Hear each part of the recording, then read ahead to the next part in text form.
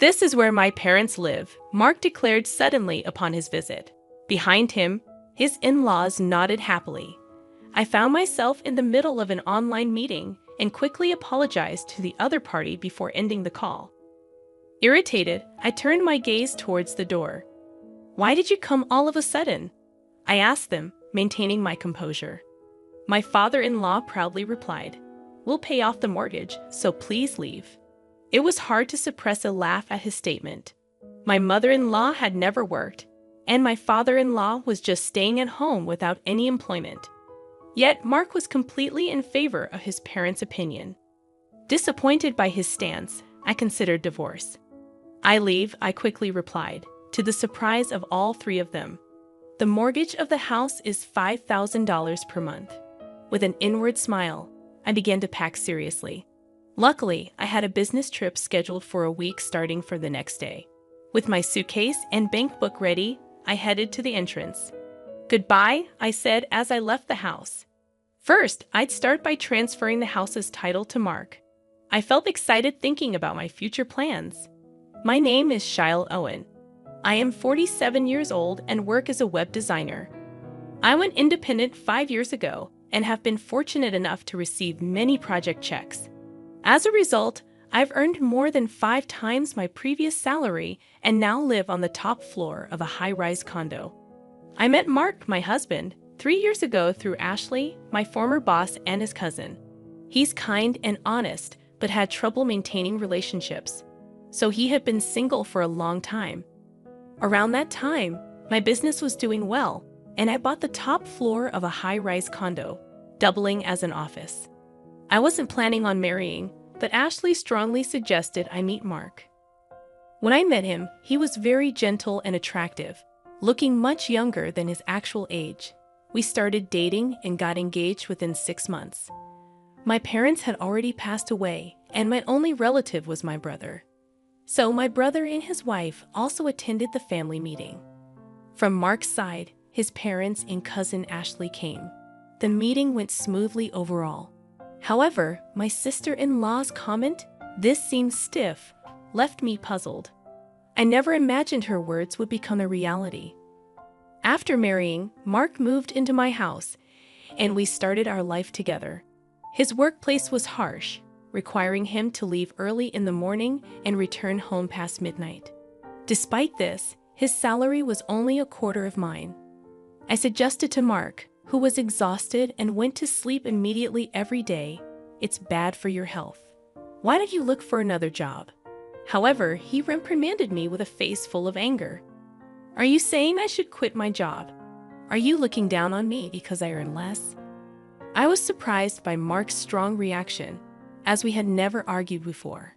Feeling uncomfortable about unintentionally disrespecting his job, I decided to apologize sincerely. "I'm sorry. I didn't mean it that way.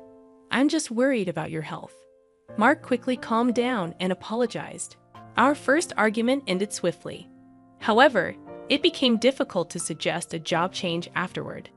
Mark's return time got even later, and he eventually spent half the week at the office. While I was concerned about his health, he seemed to enjoy his job. So I decided to support him as much as I could, creating a relaxing environment whenever he returned home. "Hey, about my dad's medical expenses, could we increase the remittance a bit?" Mark suggested this when his father was in the hospital with back pain. Sighing inwardly at his request in his father's hospital room, I didn't hesitate to help my in-laws, as I had no parents of my own. Our household depended on my income, with Mark contributing a part of his salary to his parents. His salary wasn't low for a man in his 40s, but the exact amount he kept for himself was unclear. However, it was evident he was providing enough for his parents not to struggle. I couldn't agree when he insisted on increasing the remittance because it was possible only due to my income. Yet it was hard to refuse in front of his parents. "Mark, you're really kind. Thank you so much. It's a big help," they said, looking at me and Mark under their pressure. I reluctantly agreed to increase the remittance. Afterward, my in-laws started demanding money for various reasons, not just the remittance. I wanted to refuse, but they knew I would say no. So they approached Mark instead. Especially weak to his mother's requests, Mark often decided to increase the remittance whenever she asked. On the day his father returned from the hospital, after sending my in-laws off in a taxi, Mark and I returned home, only to find surprisingly that his parents, who were supposed to have gone home, were waiting outside our house. It's tough for Dad to climb our stairs, so I thought we'd take care of him here until his back is fully healed. What? You can't just spring that on me. My surprised reaction made my mother-in-law frown. My father-in-law stood in front of the door as if to say, "Let us in quickly, Mark." "That's okay, right?" Mark replied, and I stared at him in shock. He avoided my gaze from his reaction. As I observed the situation, it became apparent that Mark and his parents had likely already discussed their plans. "Fine, you can stay here until you're fully recovered." I reluctantly relented, ushering my in-laws inside. They surveyed the house and settled onto the living room sofa. "Look at this place, so nice. Our house is 50 years old and falling apart," remarked my father-in-law. "Yeah, it's really showing its age," agreed my mother-in-law. Mark nodded along, indicating their intention to stay for an extended period. Admittedly, since I had been providing them with financial support, having them here might ease the burden. However, financial considerations aside, it didn't mean I welcomed the idea of cohabiting. Renovating old houses is trendy these days. How about considering that, Mark? I suggested. "Yeah, maybe," Mark replied vaguely. 2 years into our marriage, despite being in the supposed honeymoon phase, Mark and I hardly spent time together. We hadn't even gone on a honeymoon. This place served as both my home and office. It was manageable when Mark was out for work, but with my in-laws around all day, it complicated things. If we were to live together, I'd rather move into their house and reserve this place solely as an office. Thanks to my initial resistance, the topic of cohabitation wasn't brought up again by my in-laws. However, even months after my father-in-law's discharge from the hospital, my mother-in-law showed no sign of taking him back. Their belongings started to overflow from the guest room into the living room. "Mark, your dad seems perfectly healthy now. He even went bowling today. Maybe it's time for them to go home," I suggested. "What are you saying? Sending my dad back with his bad back is cruel. What if it gets worse?" Mark raised his voice, leaving me silent. It seemed that Mark believed raising his voice would compel compliance. He frequently asserted his opinions loudly, and opposing him often resulted in my mother-in-law siding with him, putting me at a disadvantage. This dynamic persisted for 2 years. During this time, I took care of all the housework while my in-laws frequently went out to enjoy themselves. Despite my father-in-law's back being fully healed, there were no signs of them returning home. "Sorry, I have a meeting at 1 p.m. today, so I'll eat lunch in my room, okay?" I informed them as I placed lunch on the table. "Understood, but leave the dishes for later," my mother-in-law replied without looking up. As the clock struck 1 p.m., my online meeting commenced. However, about 10 minutes in, the door burst open, and Mark declared, "This is where me and my parents live." My in-laws nodded behind him. I swiftly apologized to the meeting participants and ended the call, inwardly frustrated. "I told you I had a meeting at 1 p.m., I grumbled as I headed towards the door. "Why are you doing this all of a sudden?" I asked calmly, only to be met with my father-in-law's smug reply, "We'll pay the mortgage so you can leave." Suppressing a laugh at his audacity, I simply replied, "All right, I'll leave," surprising all 3 of them. With the mortgage at $5,000 per month, I couldn't help but smile inwardly at the prospect of moving forward with my plans. I approached the task with a solemn expression, aware of the serious decision I was making. Fortunately, a week-long business trip awaited me starting the next day. Armed with a meticulously packed suitcase and my bank book, I headed for the exit. "Goodbye," I uttered, bidding farewell to the home that had become a source of contention. The first order of business was transferring the house title to Mark. Brimming with excitement about the impending changes, I checked into a hotel and promptly contacted a real estate agent to initiate the house transfer encompassing the mortgage. The success of the transfer rested on Mark's ability to handle the mortgage. If he couldn't manage it, the options were a lump sum payment or selling the house. Accepting this reality, I directed the agent to find me a new home and office. My work could be conducted remotely, but a dedicated office space was crucial for calm client discussions. The agent identified a suitable location approximately 40 minutes from my previous residence, complete with top-notch security.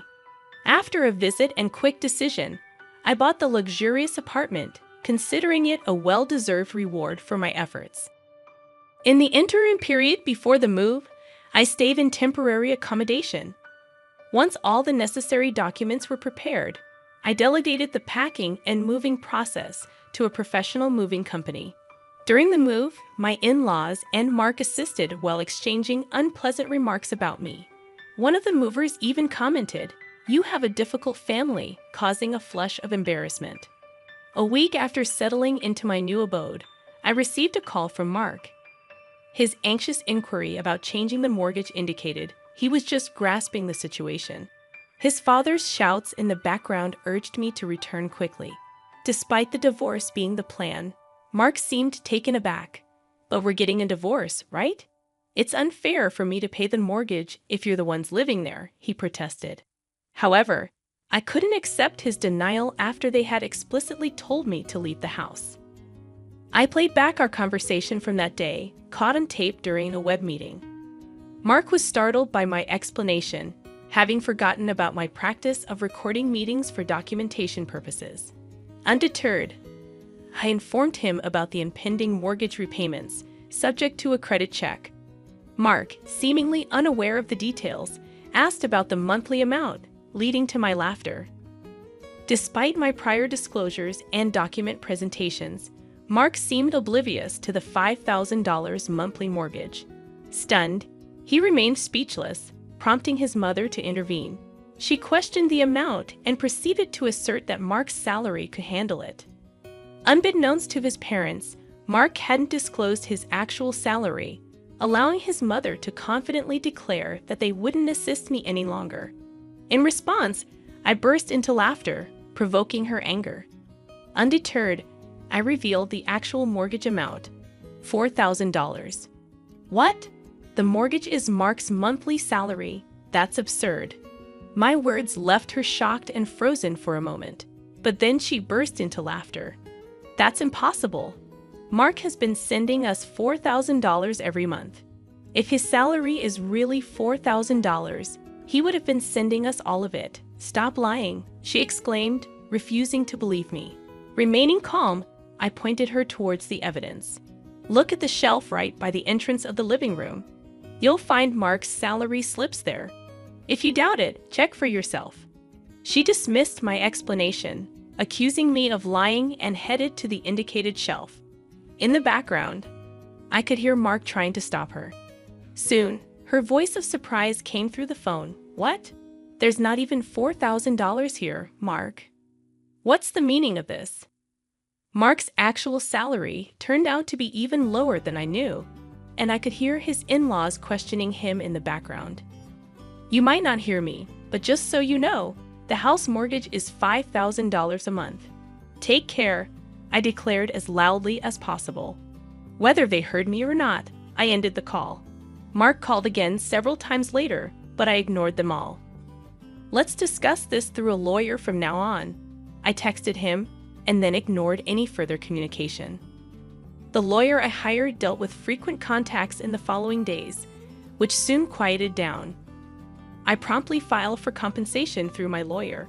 After a while, a response came through my lawyer, and I couldn't help but laugh at its contents. It seemed to be co-authored by a team of liars from Mark's side. Their claims were laughable. "The allegations by Shelley are false, and the real victim is our client. We demand compensation for emotional distress," it read. All I could say to my lawyer was, "I'm sorry." The divorce was nearing, but our relationship as a couple was still ongoing.